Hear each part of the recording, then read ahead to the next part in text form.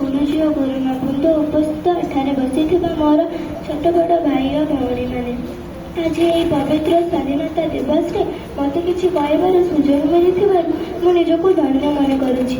ଆଜି ହେଉଛି ଅଗଷ୍ଟ ମାସ 15 ତାରିଖ।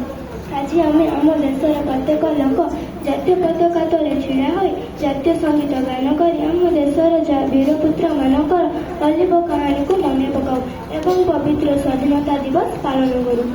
ଆମେ ପାଳନ କରୁଥିବା ସ୍ୱାଧୀନତା ଦିବସ କିମ୍ବା ଅଗଷ୍ଟ 15 ଏହି ଦିବସରେ ଆମେ ସମସ୍ତେ ଏକତ୍ରିତ ହୋଇ ରାଗରୁଷା ଛାଡ଼ି ଧନୀ ଗରିବ ନ ବାଛି ଆମେ ଜାତୀୟ ପତାକା ତଳେ ଛିଡ଼ା ହୋଇ ଜାତୀୟ ସଙ୍ଗୀତ ଗାନ କରନ୍ତି ଏବଂ ପତାକା ଉତ୍ତୋଳନ କରନ୍ତି।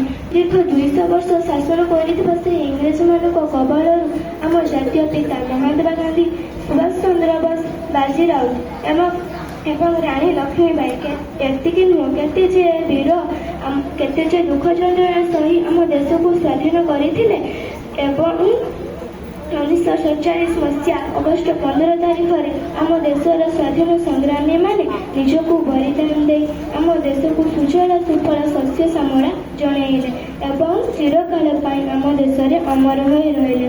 ଯଦି ମୋ କଥାରେ କିଛି ତ୍ରୁଟି କିମ୍ବା ଭୁଲ ରହିଯାଇଥାଏ ମୋତେ କ୍ଷମା କରିଦେବେ। ଜୟ ହିନ୍ଦ, ଜୟ ଭାରତ।